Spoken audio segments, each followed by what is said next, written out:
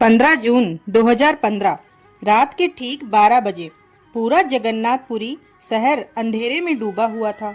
लेकिन यह कोई साधारण बिजली कटौती नहीं थी। यह फैसला सोच समझकर लिया गया था और इसका कारण भगवान जगन्नाथपुरी के गर्भगृह में एक बेहद गुप्त और रहस्यमयी प्रक्रिया चल रही थी। उस रात भगवान कृष्ण का असली दिल प्राचीन मूर्ति से निकाला जा रहा था और उसे एक नई मूर्ति में स्थापित किया जा रहा था। पूरी शहर को अंधकार में रखना इस प्रक्रिया का एक अनिवार्य हिस्सा था और इसे देखने वाले एकमात्र व्यक्ति ने जो खुलासा किया वह आपको झकझोर कर रख देगा। लेकिन सवाल यह है कि आखिर ऐसा क्यों किया गया। सबसे बड़ा सवाल, क्या वाकई भगवान कृष्ण का दिल 5000 साल से भी ज्यादा समय तक संरक्षित रह सकता है, या यह एक प्राचीन उन्नत प्रकरण है जो मांस और मांसपेशियों से नहीं बना हुआ है। जगन्नाथ मंदिर के नियम और कानून इतने सख्त हैं कि इस पवित्र स्थान में पूर्व प्रधानमंत्री इंदिरा गांधी, रविंद्रनाथ टैगोर, अंबेडकर और यहाँ तक कि महात्मा गांधी जैसे बड़े व्यक्तियों को भी प्रवेश की अनुमति नहीं दी गई। लेकिन ऐसा क्यों? और 500 साल पुराने भविष्य मल्लिका ग्रंथ में इस मंदिर के बारे में ऐसा क्या लिखा गया है जो कहता है कि जब यह मंदिर पानी में डूबेगा तब पूरी दुनिया का विनाश होगा। आखिर कब आने वाला है वह समय?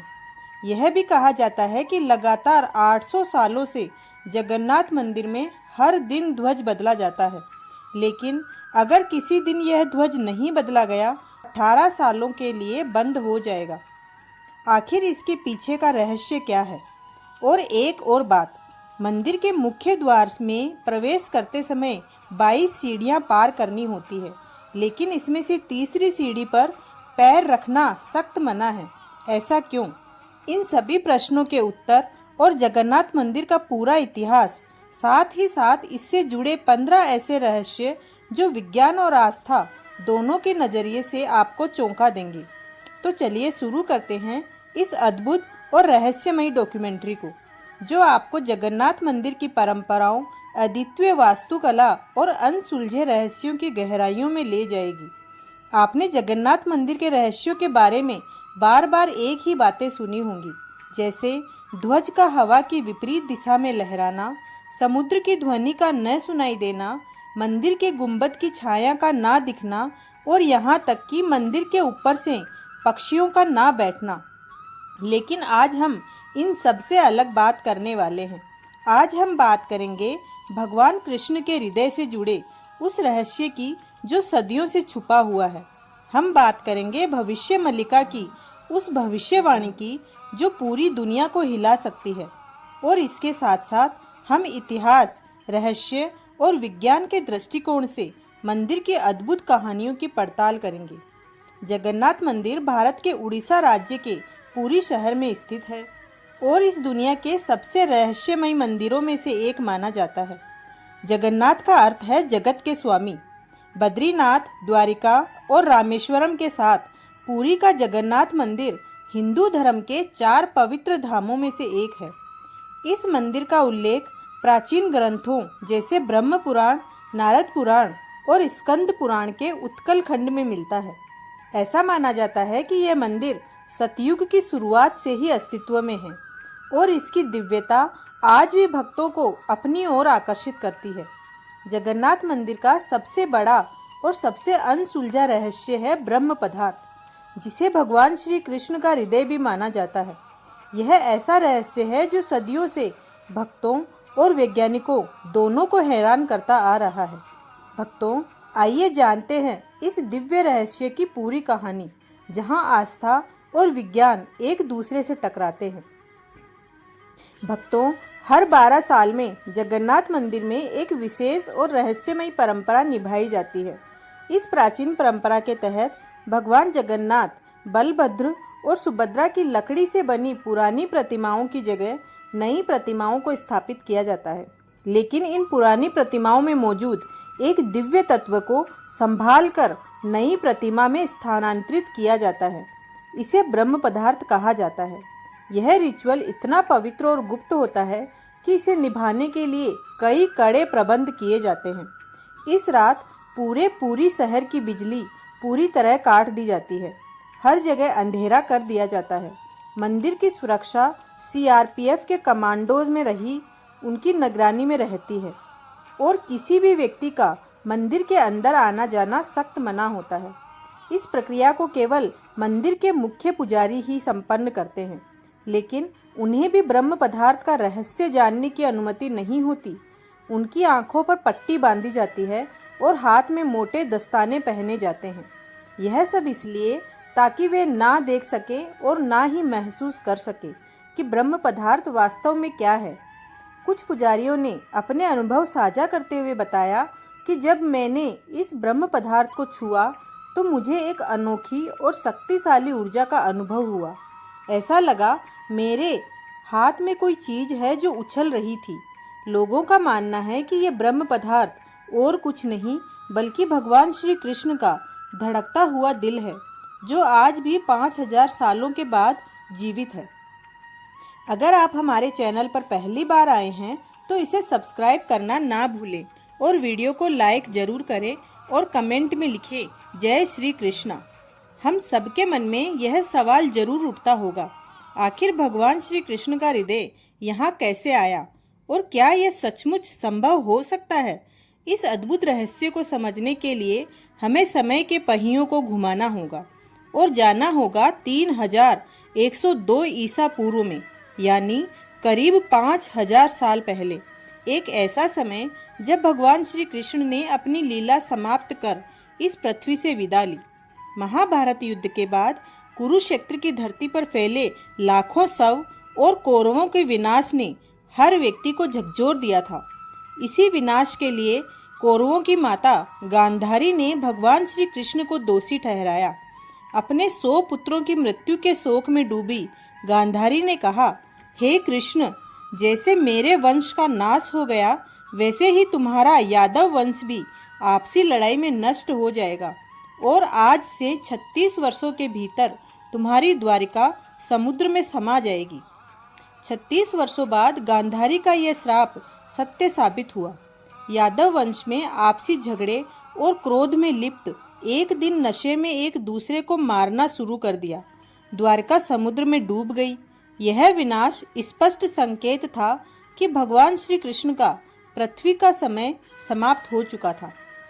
भगवान श्री कृष्ण जंगल की ओर चले गए।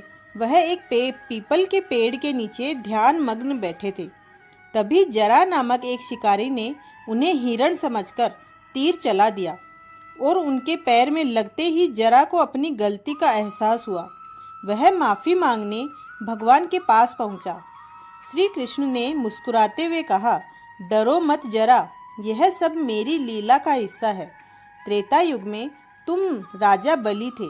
मैंने राम अवतार में तुम्हें छल से मारा था और अब इस कर्म का परिणाम है कि आज तुम मेरे लिए मृत्यु का माध्यम बने हो। इसके बाद श्री कृष्ण ने योग निद्रा में लीन होकर इस भौतिक संसार का त्याग किया।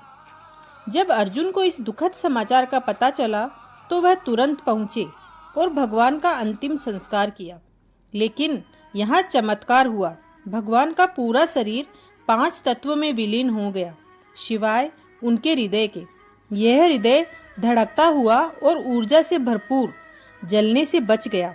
यह दिव्य हृदय, जिसे बाद में ब्रह्म पदार्थ कहा गया, अर्जुन ने भगवान कृष्ण के दिव्य हृदय को एक लकड़ी के मंच पर रखा और उसे पवित्र नदी में प्रवाहित कर दिया। यह दिव्य हृदय नदी में बहता हुआ लंबे समय बाद ओडिशा के महानदी तट पर पहुंचा। उस स्थान पर एक सबर जनजातीय समुदाय रहता था। इस जनजाति के मुखिया थे विश्ववासु। जब उन्होंने इस दिव्य हृदय को लकड़ी के मंच पर तैरते हुए देखा तो वह चकित रह गए। इस हृदय से एक दिव्य चमक निकल रही थी।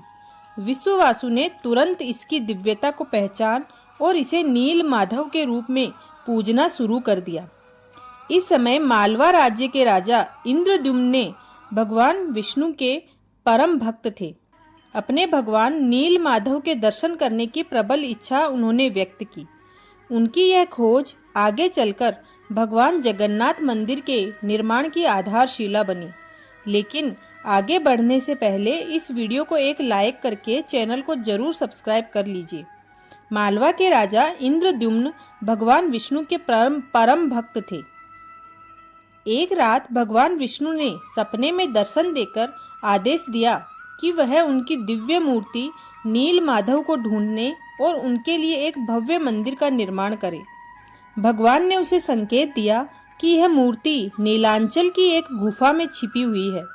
राजा ने अपने ब्राह्मण पुजारी विद्यापति को नील माधव की खोज के लिए भेजा।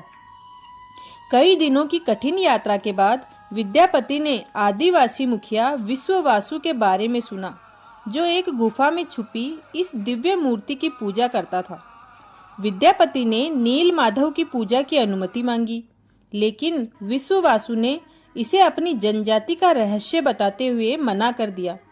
तब विद्यापति ने चालाकी से विश्ववासु की बेटी ललिता से विवाह कर लिया और इस प्रकार विश्ववासु का विश्वास अर्जित किया। ललिता के माध्यम से विद्यापति ने विश्ववासु को मनाया और उसे गुफा तक ले जाने के लिए राजी कर लिया। यात्रा के दौरान विद्यापति ने चुपचाप रास्ते में सरसों के बीज गिरा दिए ताकि वह वापसी पर रास्ता पहचान सके।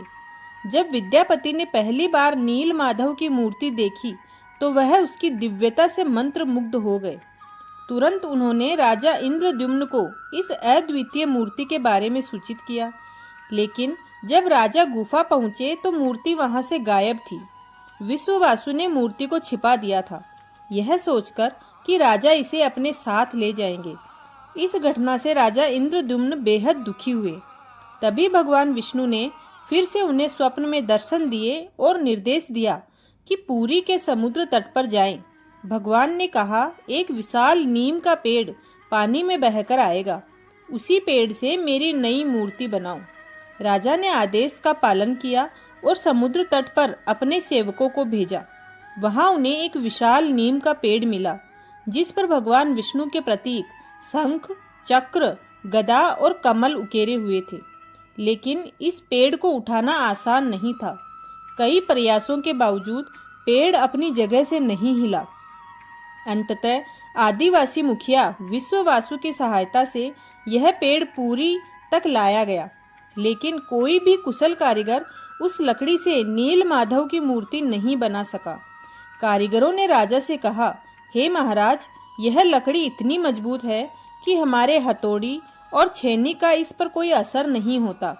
कृपया हमें माफ करें, हम ये कार्य करने में असमर्थ हैं। इस स्थिति से निराश राजा इंद्रद्युम्न ने भगवान विष्णु की प्रार्थना की। भगवान विष्णु ने राजा के सपने में प्रकट हुए और कहा, हे राजा, देवताओं की दिव्य वास्तुकार विश्वकर्मा की पूजा करो, वह यह कार्य पूर्ण करेंगे। राजा ने भगवान की सलाह मानी और विश्वकर्मा की प्रार्थना की। कुछ दिनों बाद विश्वकर्मा एक बूढ़े आदमी के रूप में प्रकट हुए और राजा से बोले, हे महाराज, मैंने सुना है आप एक मूर्ति बनाना चाहते हैं। राजा ने पूछा, क्या आप यह कर सकते हैं? विश्वकर्मा ने उत्तर दिया, हाँ, लेकिन मेरी कुछ शर्तें हैं।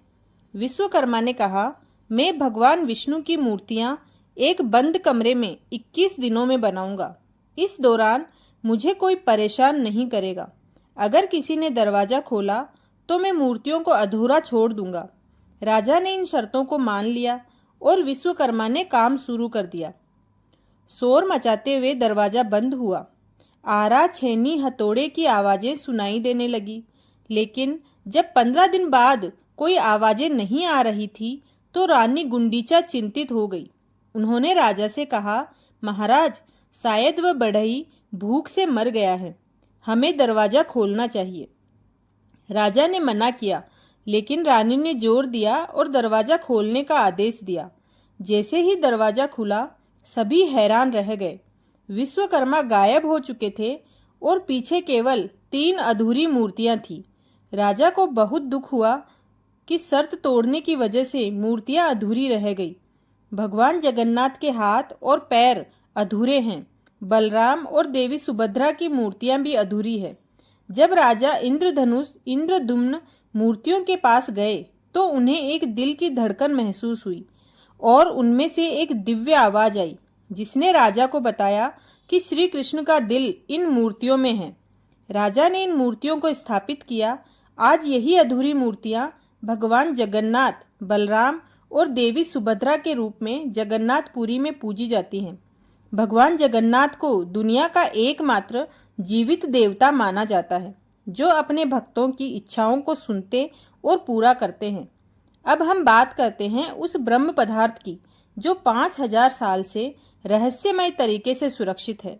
यह पदार्थ क्या है, यह कैसे अब तक जीवित है, और सबसे महत्वपूर्ण, विज्ञान इस ब्रह्म पदार्थ के बारे में क्या थ्योरी देता है। आइए इन सब पर विस्तार से बात करते हैं। यह रहस्य आपके सारे सवालों का जवाब देगा। यह निश्चित है कि यह हृदय, रक्त और मांसपेशियों से नहीं बना था, क्योंकि इसमें से एक दिव्य ऊर्जा निकल रही थी और हल्का कंपन महसूस हो रहा था। फेमस आर्कियोलॉजिस्ट प्रवीण मोहन इस रहस्यमयी कहानी को साइंस के नजरिए से देखते हैं। उनका कहना है कि श्री कृष्ण सिर्फ एक इंसान नहीं, बल्कि एक सुप्रीम बीइंग थे। उनके पास ऐसी प्राचीन शक्तियां थी जो आज की मॉडर्न साइंस के लिए भी आगे है। थ्योरी के मुताबिक ब्रह्म पदार्थ, जिसे नील माधव या श्री कृष्ण का दिल कहा जाता है, असल में एक आर्क रिएक्टर है। यह एक ऐसा डिवाइस है जो भयंकर स्तर की ऊर्जा उत्पन्न करने की क्षमता रखता है। थ्योरी के जरिए वह जगन्नाथ मंदिर के रहस्य को समझने की कोशिश करते हैं। उन्होंने बताया कि जगन्नाथ की मूर्तियां लकड़ी से बनाई जाती है, क्योंकि लकड़ी इलेक्ट्रिसिटी कंडक्ट नहीं करती। यह ब्रह्म पदार्थ से उत्पन्न ऊर्जा को नियंत्रित करने का एक तरीका है। करीब 50 साल पहले एक व्यक्ति ने दावा किया था कि इसने इस दिल को देखा था। उसने कहा कि यह दिल चांदी जैसा तरल पदार्थ बहा रहा था।